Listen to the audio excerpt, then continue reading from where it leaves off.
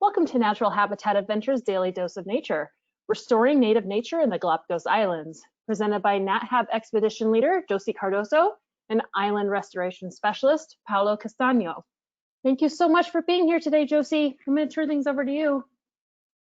Thank you, Kendall. Good morning, everybody, or good afternoon. Thank you for joining us again in a daily dose of nature. And today I'm so excited because we have Paula Castano. She's going to talk about the island ecological restoration in Galapagos. It's going to be in 2 daily dose of nature. Today is part 1, and then next Friday we're doing part 2 because there is a lot to talk about this very important project that is running in the Galapagos Islands. And I'm so happy and glad to be able to spend all this hour with Paula.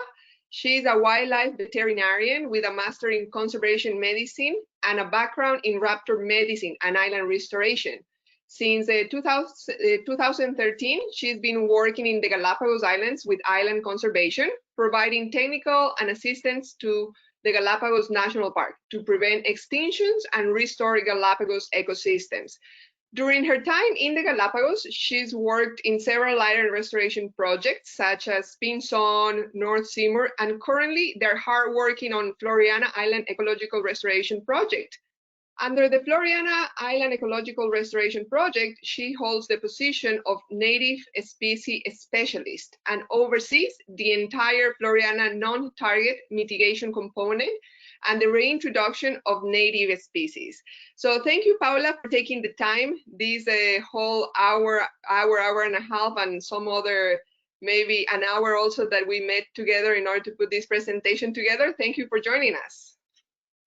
Hi, Josy, and hi, everyone. Thank you very much for the invitation. I'm very happy to be part of this, and I hope you enjoyed today the meeting that we have and the presentation that we have prepared for all of you.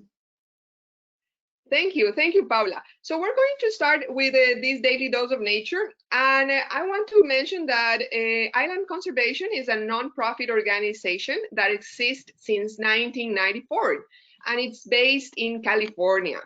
So we would like to know a little bit more about the mission of Island Conservation, Paula. Can you tell us a little bit about that? Yeah, so Island Conservation is the only organization around the world who only works to prevent extinction by removing invasive species from islands. So we are the solely an NGO that works only towards this. This is our mission. That's great. Thank you for that. And also, why is so important to do the restoration of ecosystems on islands, Paula? So why is important this? Islands represent only the 5.3% of the Earth land mass. However, 41% of all critical endangered and endangered species, the rest of vertebrates, are present on islands. Since the 1700s, 75% of bird, amphibian, mammals, and reptile extinction have occurred on islands. And this has been in 86% of the time related to invasive species. So the work that we do here on islands is very important because islands are the front line in our battle to stop biodiversity loss. And so if you can think about it like islands, although it's just 5% of all the land mass, it can have a great potential for the future for reintroducing and restoring all of these ecosystems and preserve the biodiversity that we have in the world. Yeah, that's very important. We're just having a little bit of delay. There is the map that Paula wanted to show us. And please go ahead. No. So here is kind of like all the potential islands where you can work and that you can halt biodiversity loss. Okay, another question that I've been wondering, what are the main threats to biodiversity on islands? So the main threat to biodiversity on islands is actually invasive species. So invasive species are the greatest threat, not only here in the Galapagos, but across the world. And so why is important, like why is the threat that invasive species have on native or endemic species, is that they can compete with the other species, like for example, with giant tortoises, like goats and giant tortoises. You can also have predation when rodents and feral cats will eat the native species, kind of like land iguanas, marine iguanas, finches. And also you can have an ecosystem disruption because you are not have all of those species that are present, kind of like the native species, are gone because you have the invasive species. And so the ecosystem system services that are provided normally are no longer there. So here we can also show you some of the examples that I was saying related to the goats and the impacts that they have with giant tortoises because they predate on all the native plants that are present on the island. And so that it kind of reduces the resources that they may be available for giant tortoises. Other examples are the feral cats eating reptiles. And also we have other invasive species, kind of like the Philornis fly, that can cause issues to finches because they cannot survive because they are feeding on the babies and then later they will die. And we don't have a natural recruitment into the population and we can lose these species in the long term. Yeah, that's very interesting because when we are here, you know, on the islands, we come to see giant tortoises, not goats, or we come here to see marine iguanas or land iguanas and not feral cats. And that's most of the time, it's actually, you know, tortoises, land iguanas, and marine iguanas. Every once in a while, we can witness some feral cats, some feral goats that are going around. And now we know, thanks to, you know, your explanation, how they impact our native and endemic flora and fauna. So island conservation has been restoring islands around the world. I read that you have done successful restoration in around 60 islands on our planet. And can you name us some of the islands that you, that as island conservation, you've been working on it? Yeah, of course. So for you to have an idea, so this map will show you a little bit where we are working as island conservation. So we have projects in the Caribbean, we have projects in the Pacific. When we are referring to the Pacific, although Floriana, like Galapagos, is part of the Pacific, in this Pacific, we are referring more to the Southwest Pacific, like where French Polynesia is located. Maybe some of you have been already seen traveling to the French Polynesia. Also, we have projects in North America. A lot of you know Hawaii. So in Hawaii, we have conducted restoration projects. When we do the restoration projects, we do eradication of invasive species to be able to restore the ecosystem. And we have also projects here in South America that not only includes Galapagos, but also the Juan Fernandez Archipelago in Chile. So there are several different projects across the world where we are working currently, and also we have worked in the past. But one of the main ones that you can see here, because we are talking about Galapagos, is actually Floriana, that we will go in more detail later on. That's great. And also, can you tell us, how do you ended up involved in island conservation here in the Galapagos Islands? Well, Josy was telling us before what is my background. And so actually, as I'm a wildlife veterinarian, I have the opportunity to travel to the United States and work at the Raptor Center at the University of Minnesota. And so I did an internship there, and I was able to learn about how to take care of raptors in captivity, how to rehabilitate them, and then release them back into the wild. Finally, then the Raptor Center was kind of like a supporter and is a partner of island conservation. So in 2012, the Raptor Center was working with island conservation in a project called Pinzon Island and with the Galapagos National Park to restore the island. And they needed a person that had a background on raptor medicine to take care of a group of hawks that were brought in captivity to mitigate the risk from the eradication activities that we were doing. And so because I have the experience, the background, I was also a Colombian and knew the language, so I was able to travel here and support the project. And then I just stayed and supported and continued to support the projects that island conservation has here in the Galapagos. That's how I came. That's great. How many years have you been here already, Paula? Because I've seen you quite quite often. Yes. Yes, I have been here already 7 years. So I arrived in 2013 in the Galapagos. It was supposed to be only 3 months, and that became 7 years later. I'm still here. For some reason, that always happens. You know, that's a common story here. People that comes here to the Galapagos Islands somehow get involved and ended up staying for long term, which is great. You know, like people like you and all the people that contributes with the science and conservation is amazing that we can keep you here for a whole bunch of years and hopefully many more to come. So talking a little bit about, you know, we've been talking about the introduced animals, and I think we did already, I did a webinar of human history on the islands about a couple of months ago. And we were talking how the animals arrived here.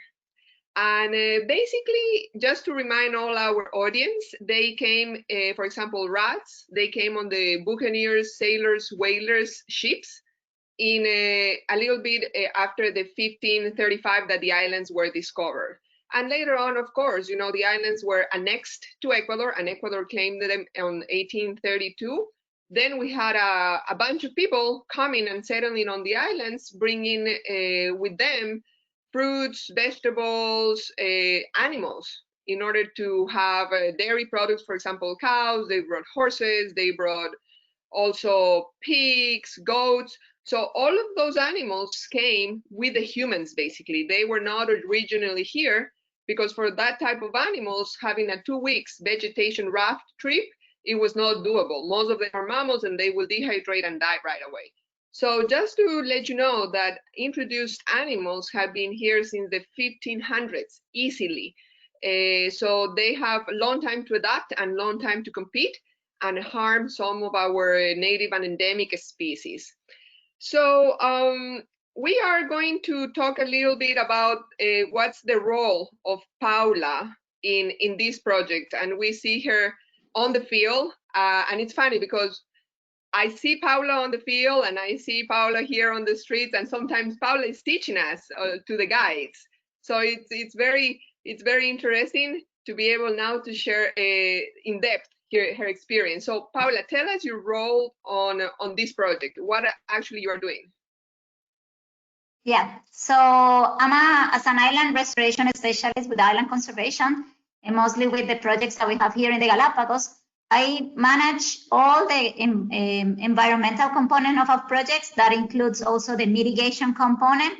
When I'm referring to mitigation, is like when we are doing, when we are going to talk a little bit later, for restoring the islands, we are doing eradication or removal of invasive species. But some of the methodologies that we utilizing can also cause some harm in some of the species that we are trying to preserve. And so we want to minimize those negative consequences on those species, and we do mitigation actions. So those are the parts that I'm working on, working with partners to ensure that we can mitigate those risks. And so in the long term, the benefits of the eradication and the removal of these invasive species can be seen, and like we can have all the restoration of these species. I also manage all the reintroductions that we do here in the Galapagos. So after you do a part of the eradication and the island starts to restore themselves, you can actually start bringing back species that are no longer present on those islands. And we will get into more detail about that later on this presentation. Yeah, thank you. Over here, well, we're having a little bit of a delay with the slide. There is another slide where we're going to see Paula as well in action during the day and night. And we have started with the eradication of a species here in the Galapagos since the national park was created, basically. That's when the national park and other organizations came together and says, okay, we have to start doing something about these unique species that are here on the islands. So since then, we started eradication of projects, and Paula also showed us a photo of goats and tortoises. That's one of the most iconic projects of eradication of goats on Santiago Island and also on Isabela. This project, it was the largest surface of eradication of goats. It took several years, but nowadays we're happy to say that Santiago Island and Isabela, the northern part of Isabela, it's free of goats, which allows the tortoises to have food and to be able also, to reproduce in a good condition. The soil has become stable again, vegetation is growing, and and later on with all the reintroduction of those babies to their original area, the giant tortoises are reproducing by themselves and they're doing just great. So that's how we started with eradication of animals. But also there is another specific eradication that Paula can tell us a little bit about. It's on Seymour Island. We have the eradication of rodents on Seymour. Paula, can you let us know a little bit more about that? Yeah, so like Josy was telling about it, like the Galapagos National Park has started to eradicate invasive species since its inception in 1959, sorry. And from then in 2007, there was a meeting with the Galapagos National Park with several partners, kind of after they did a great project of Isabela in Santiago to eradicate feral goats. They decided, okay, this is the next steps will be to remove invasive rodents, how we can do it. So everything it started with a smaller projects where they wanted to kind of learn from the small islands and learn into complexity. So as soon as you were going up, kind of like we will start with Seymour Norte, then we will get to other bigger islands, you will start you will increase complexity, but also size of the island. And so in 2007, and 2 years later, after they kind of met and they signed this kind of like outline of how they were gonna remove invasive rodents from the Galapagos, the Galapagos National Park conducted in 2007 a successful eradication of rodents from Seymour Norte. This one was hand broadcasted, and it was the first step on this program for removing invasive species in the invasive rodents in the Galapagos. However, this one was successful and rodents were disappeared from the island. However, something important with Seymour Norte and when you're trying to remove invasive rodents is to make sure that islands that are closer to the island that you're removing invasive species are not that close enough that rodents can swim back into the island, or you have enough biosecurity to prevent that rodents will return to that island. Unfortunately, almost like 12 years later, in 10 years later, in 2017, with the great work that the guides do here in the Galapagos National Park, in the reserve, in the marine reserve, one guide was able to report that rodents were back on Seymour Norte. They saw it. We did a study mandated by the park.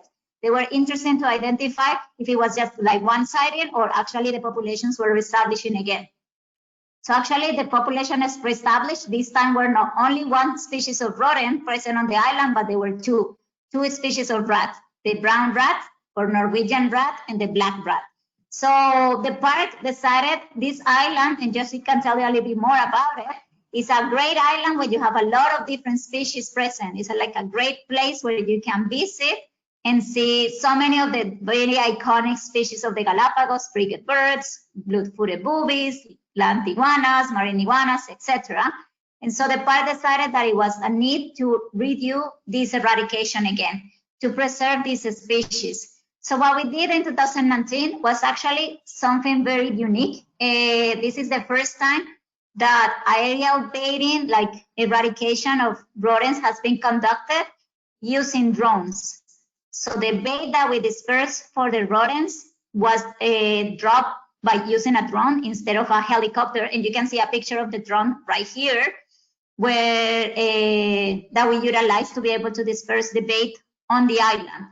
Something important with this one, so far, like what we did was to establish also a biosecurity control. We have established I will show you later some of the base stations that were put there.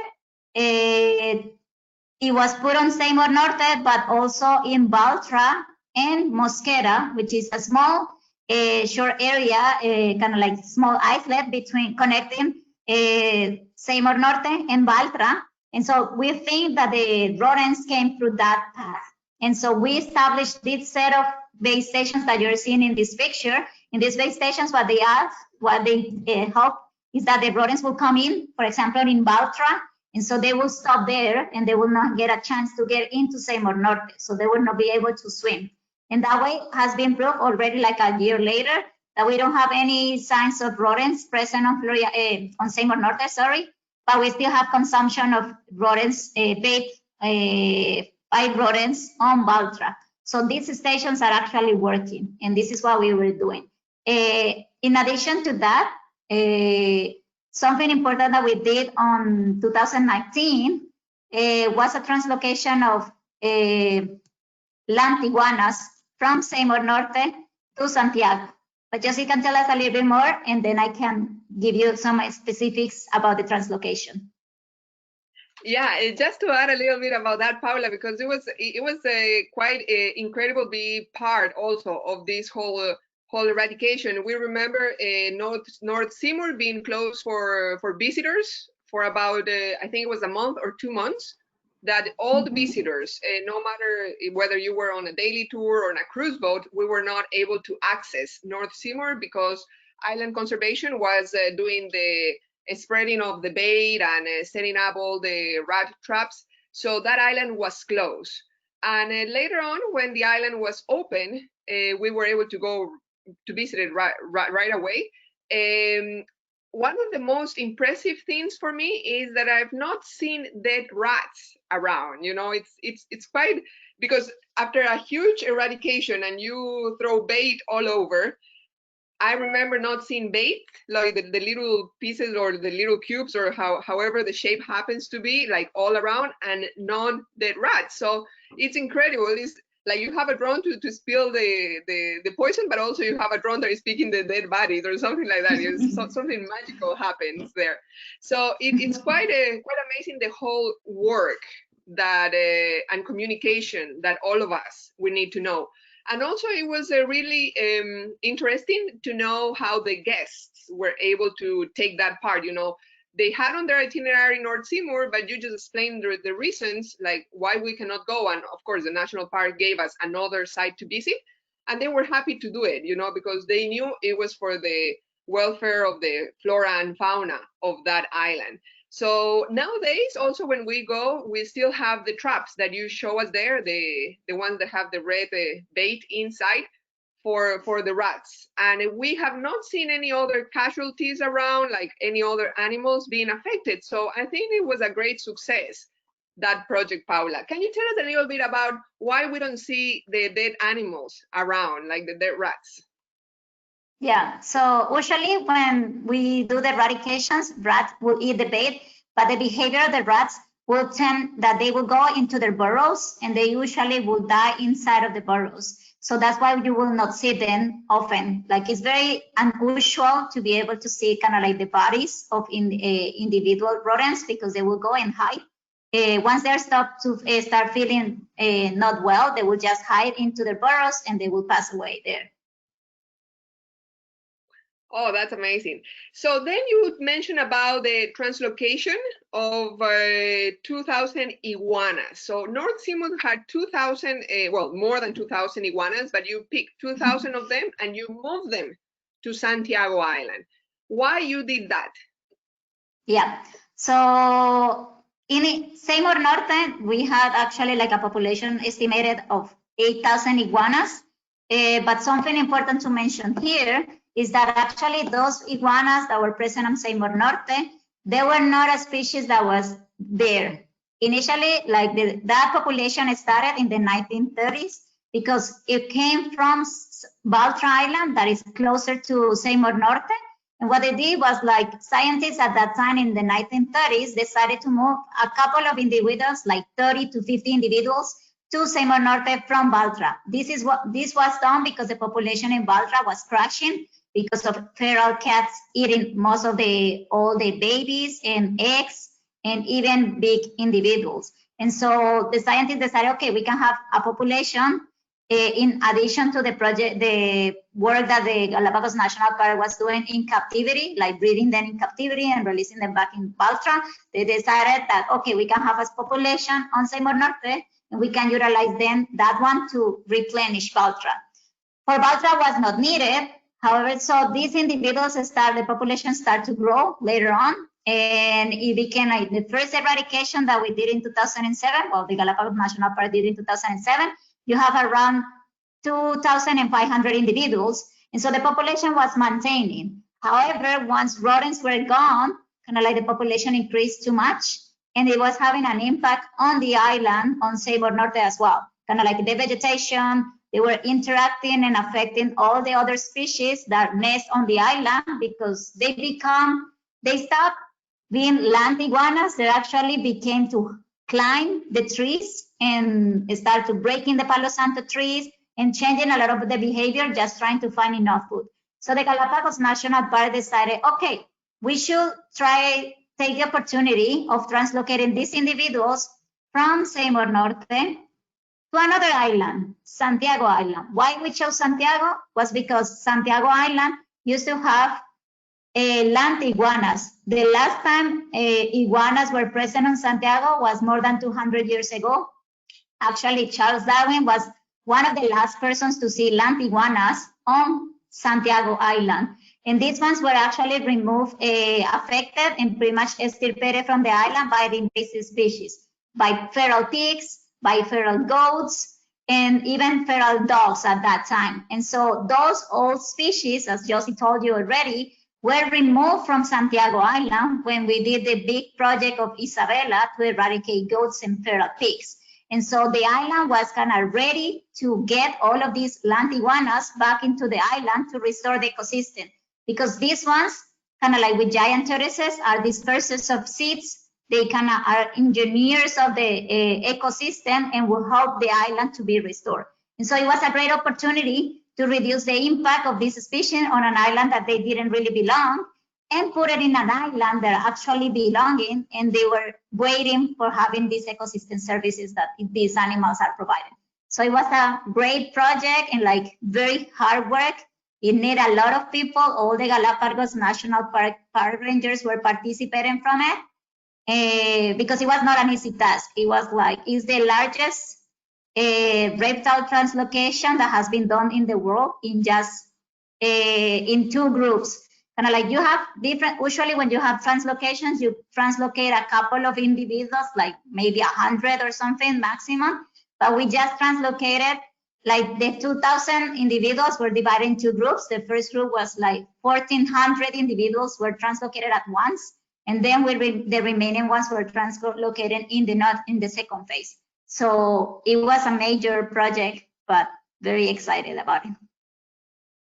Yeah, I do remember that as well, you know, closing Seymour, but then putting on Santiago Island the iguanas. I think you have a map of Santiago and the areas where you released the iguanas. As you mentioned, the last one pretty much to see the land iguanas on Santiago was Charles Darwin, and that happened to be in 1835. And since then, all my 15 years of guiding, I did not see land iguanas on the visitor sites that we have on Santiago. On Santiago, we have several visitor sites like Buccaneer Cove, we have Espumilla Beach, and then we have Puerto Egas. So maybe you can tell us exactly where you release them? Yes, so we actually released the land iguanas in Bucanero, up in the north. And then the other location is that one that is with the red flag that says Puerto Nuevo. Those were the two locations. Initially, we were planning also to do in Espumilla, but the conditions of the ocean didn't allow us. It was kind of rough to get close to the beach, and so we were not able to release there. So we decided to release only in Bucanero and Puerto Nuevo. Yeah, and I remember hearing that you were going to release in some of the places that, for example, Puerto Nuevo is not a visitor site, so we were never going to be able to see them. But suddenly, a few days or weeks after you released them, some colleagues of mine were able to see them at Buccaneer's Cove while we do the panga rides.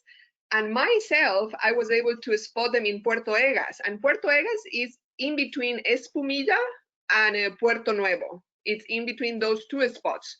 So while we were walking on the trail looking for, actually in the inland trail where we see most of the dry vegetation. We can see flycatchers, maybe Galapagos hawks, and some Darwin finches. Suddenly, in the middle of the trail, it was an iguana, and I was like, "Oh my gosh, that's an iguana that should not be here. What's going on?"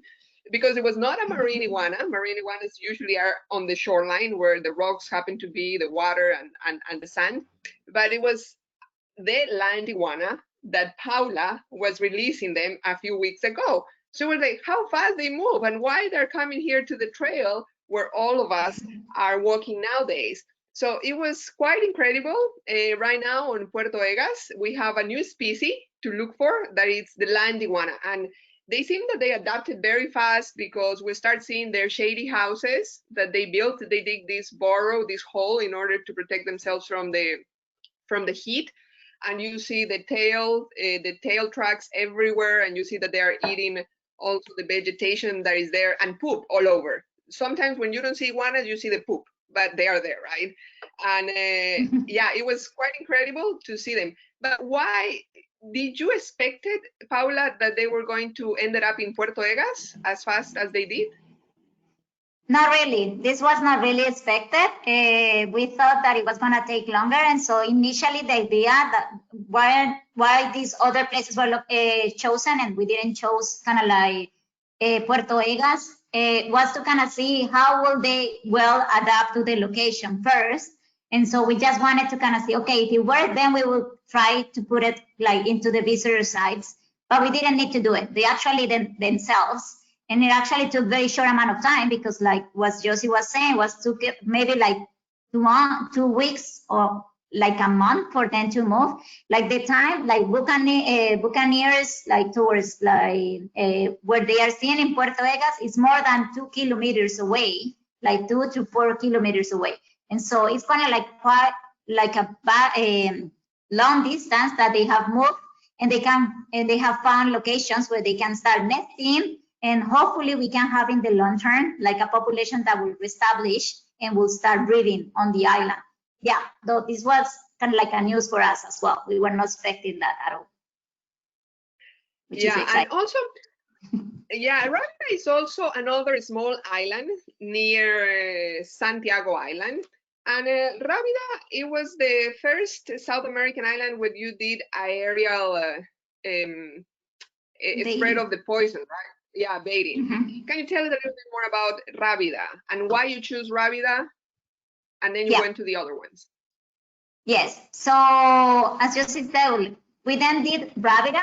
So what I was telling you, so this was a programmatic. So we have a program that was like, we'll start with the smaller islands and we'll get into the big ones. So after Seymour Norte, the next step was actually Rabida. But when we did Rabida, we didn't only did Rabida. We did also 10 islets around, some of them kind of closer to Santiago.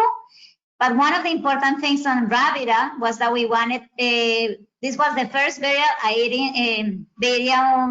aerial baiting on South America, but also we have other complexities on this island. This island had also like a population of hawks, Galapagos hawks, who are endemic to the Galapagos and only found here. And we needed to learn what was going to happen with these Galapagos hawks. So we did mitigation for that, but it was in preparation towards a next island that we have, that is Pinzon Island, that is bigger, and it had a very unique population that was genetically different from the other ones. The one in Rabida is similar to the ones that we can find on Santiago Island. And so we think that the population of hawks are moving between those two islands.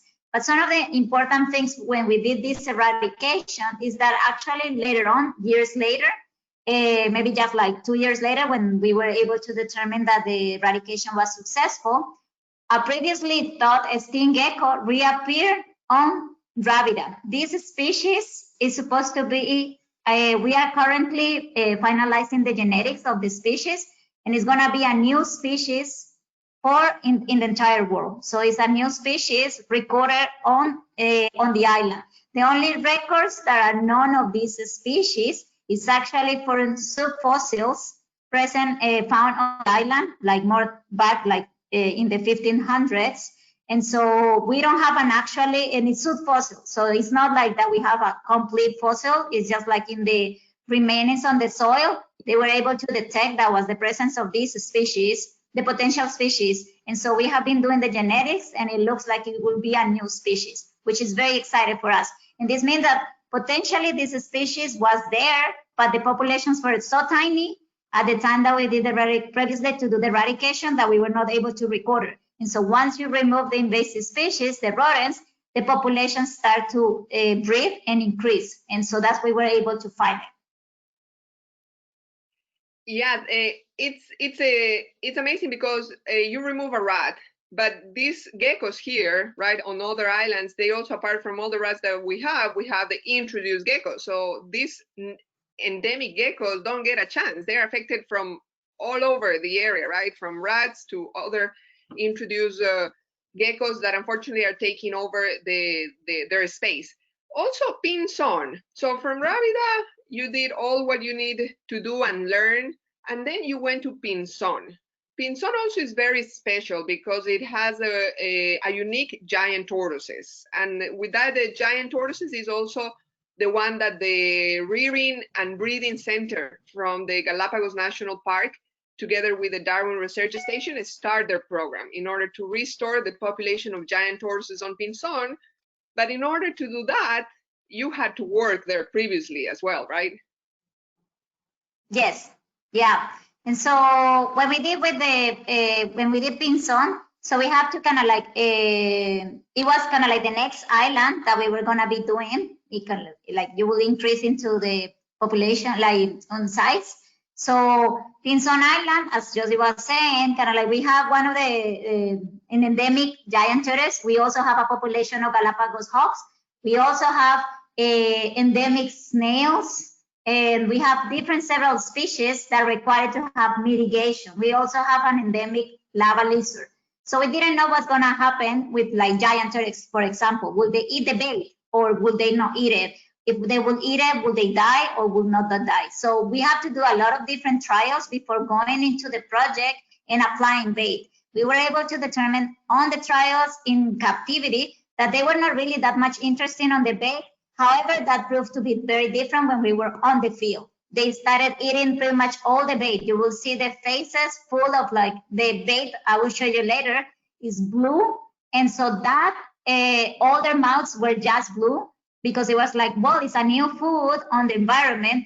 Pinson is quite dry. And so like they, like as soon, like for example, if a cactus will fall on the floor, they will eat it right away. It will not last pretty much like 2 days or 3 days. They will eat the whole thing, like even the trunk and the leaves and everything. So it was interesting because that happened also with the bait.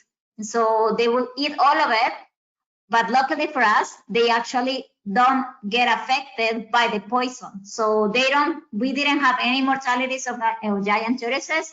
They will only eat the bait, but that's something that we learned from future projects, because you don't want them to be eating the bait that should be available for rodents. We want the rodents to eat the bait, not the giant tortoises. So those are things that we have to consider in managing for other islands in the future, like Floriana, that we will talk later. But so something important with this is that once we were able to remove invasive species and the invasive rodents, finally we were able to see for more than 150 years, giant tortoises were not able to survive in the wild. So there were no natural recruitment into the population of the adults. So all this population was actually like a very old population of giant tortoises. But once we were able to remove the invasive species, actually all the babies were able to survive. They no longer needed to be brought in captivity to get a rat-proof size before going back into the island. They actually were able to be there and kind of start growing and being recruited into the population. I had the opportunity to see them coming from the nest, and it was a very amazing experience. I was kind of like, oh, they're coming. And it was very excited to be able to be part of this process. Yeah, that's amazing how hard work and how much different points you have to pay attention. And yeah, what you mentioned about doing the experiments and tossing the bait on an area that you have the tortoises in captivity, they didn't care about it, and then you go to nature in the wild, you toss the bait, and then they ran towards the poison to eat it. That was also very fun when and very interesting when you told us in the updated training that we had with the national park. And who would have thought, right, that they would be attracted to that blue thing. And also now your main project is Floriana Island. Why makes Floriana unique in order to implement this project? Yeah, so the next step is Floriana. Floriana is very unique because it's a transformative opportunity. Floriana is very different from all the other projects that we have done here in the Galapagos, and most of the projects that everyone working in this field has done around the world. Why? Because we have a human community permanently living on the island. This is very unique. Most of the islands that we have done so far are on uninhabited islands, while this one will be a permanent island, like an island with a permanent community living there. So it's an inhabited island. We also have lots of different species that we have to take care of, like do mitigation for it. So if we were thinking about, like we started with Seymour Norte, potentially the land iguanas, you will require to do mitigation. And that's why we did the translocation in 2019. For Rabida, we have hawks. On Pinzon, we also have hawks, giant tortoises, lava lizards, endemic snails. But on Floriana, we have also, we have owls, we have finches, 5 different species of finches that we have to take care of for mitigation, and very different aspects of that. But also something important with this island is that we will not only remove rodents, but we will also eradicate feral cats. And so it's a big, big project. It's also, when we were talking about Pinzon, it was like 1,800 hectares. Floriana is 17,000 hectares. It's almost 10 times more than Pinzon. Yeah, and well, I think we're going to have the second part of this webinar where we're going to actually go in depth of what is going on Floriana, because the project is already running in spite of COVID and all that craziness that is going on. Island conservation is still working hard there on Floriana. Next Friday, we're going to have the second part, and we're going to talk about which species are gone from Floriana. They became extinct, unfortunately. Which species we're going to eradicate? Well, Paula already mentioned about the rodents and cats. And also, we're going to talk about the different phases of this project: planning, implementing, restoring. Also, how you have to involve the community, because we have permanent residents there, about 100, 150 people that live on Floriana Island. And they're working with the farmers. We're building some facilities in order to help the farmers to be more efficient in what they do. And then we're going to learn about the challenges that they have faced and how successful they expect it to be. So that's going to be in the second part of this webinar. That will be next Friday. So Kendall, maybe do you have some questions for us? Yeah, we've got some great questions for you. And before we start the Q&A, I'd like to remind folks watching, if you have a question for Paula or Josy, you can submit those in the control panel under the questions field. All right, Paula, first question.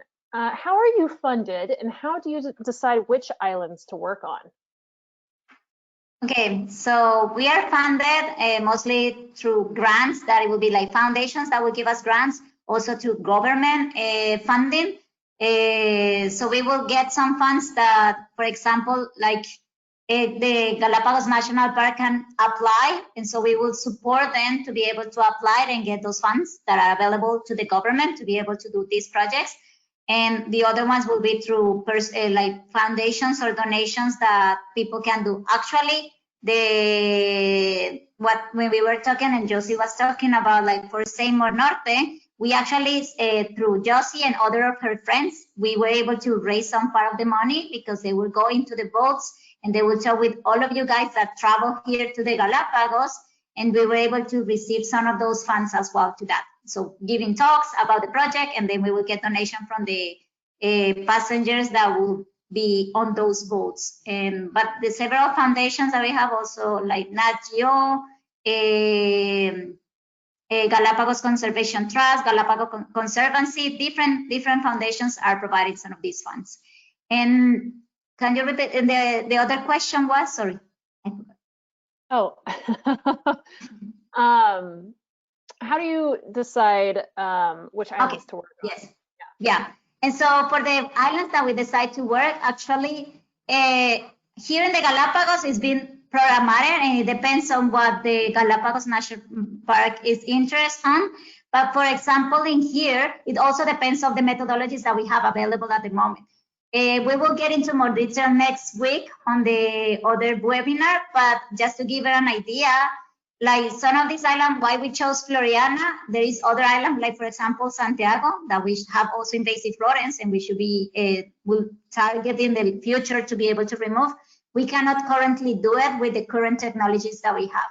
So we need to have other technologies to be able to get to other islands. But also when we are choosing in around the world where islands to focus is those that will give us the maximum of like where we can preserve and have better restoration projects. Like we are not gonna be investing on islands that hasn't have like an opportunity for them to be restored. For example, like if you have it's been very degraded, there is nothing really that you can do, but like the value of the money that you invest on islands and have the opportunity for them to be restored, those are the islands that we are choosing to be working on. Okay. And there was a question about how it's determined what species are native or invasive when you mentioned that different animals were being brought to the islands as early as the 1500s. So usually like when they are native species are species that are present here and they can be potentially present on other locations, like for example in the mainland. They are not unique to the location where you are right now, for example, for the Galapagos, but they can be, but they translocated themselves. So they came by themselves. It was not aided by humans or anything like that.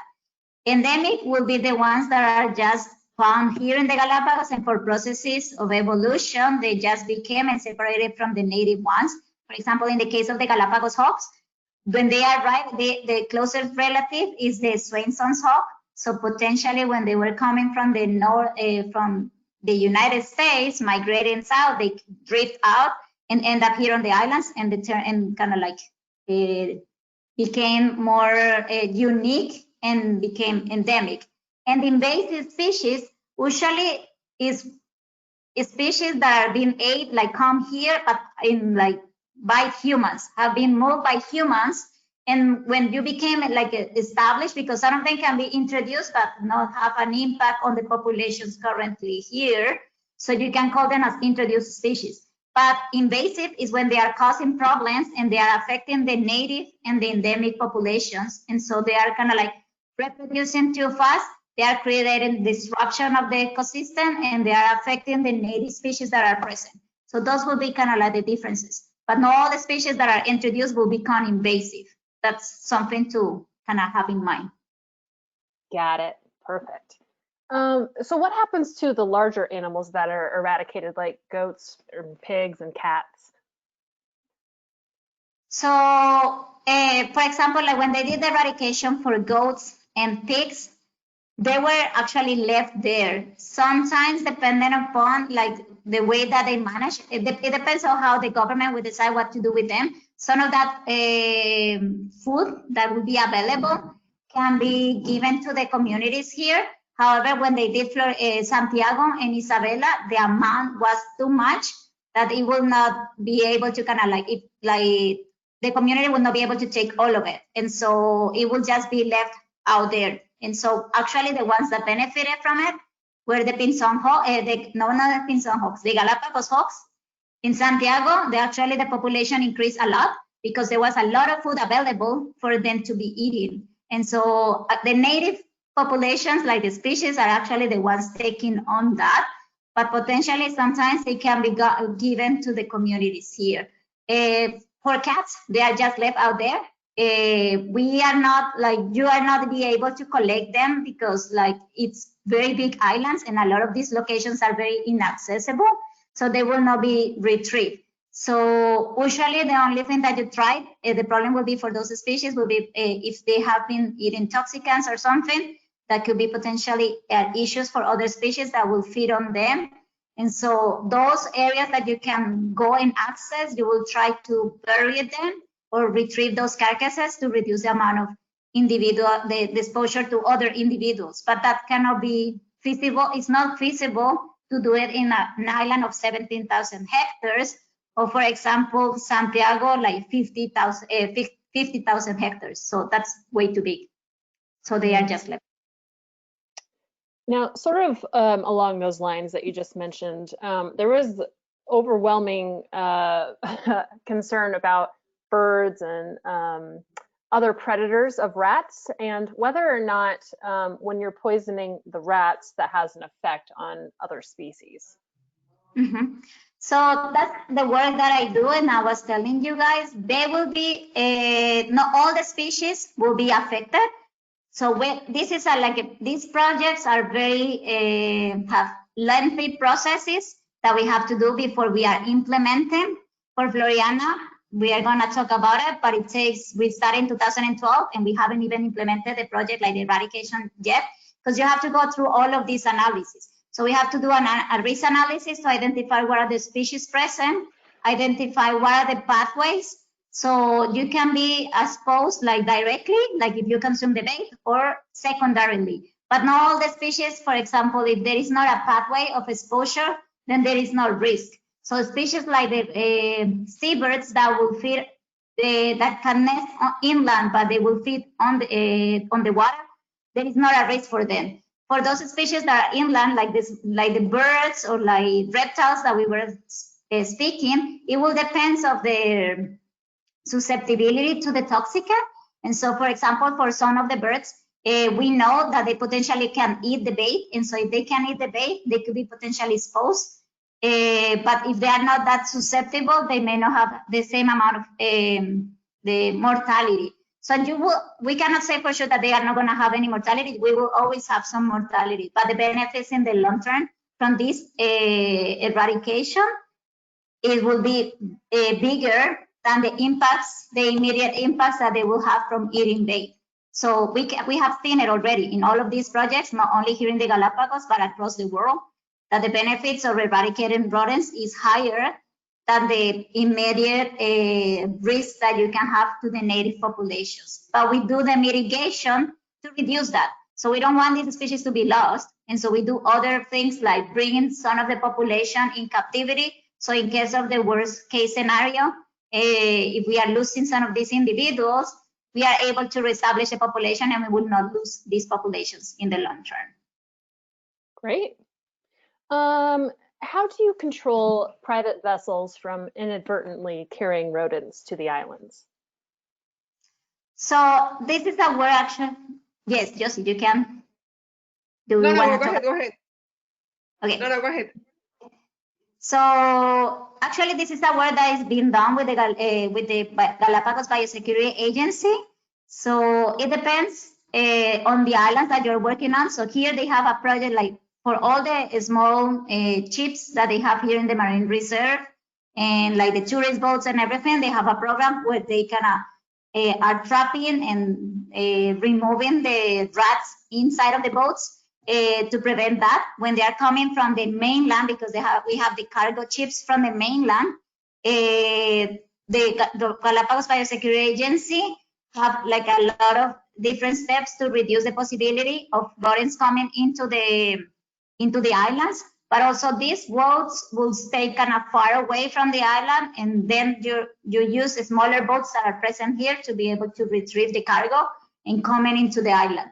But a lot of the things is what we implemented with Seymour Norte is those base stations will support that as well. And when we were getting to Floriana project, establishing all of that biosecurity will reduce the possibility, because on this island that is inhabited, when you have a very good biosecurity of establishing base stations, camera traps that will alert when a new species will come in, will allow you to be responsive. It's not that potentially they could be potentially coming, but if we can be good enough to prevent and kind of like react right away as soon as they arrive, it's much easier to reduce the potential for them reestablishing.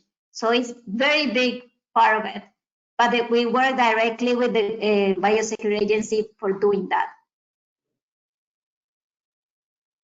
Josy, did you have anything to add?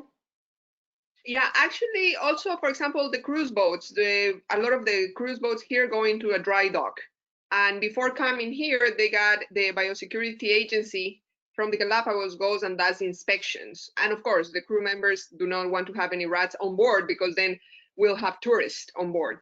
And then the private yachts, you know, we have these private yachts from very wealthy people. They also go through the process of checking before coming in here to the Galapagos that they don't have invasive species. And we can talk about rats, but also plants. Okay, plants can be a potential risk of introducing them here and spreading as like blackberry or guava that has become a nightmare.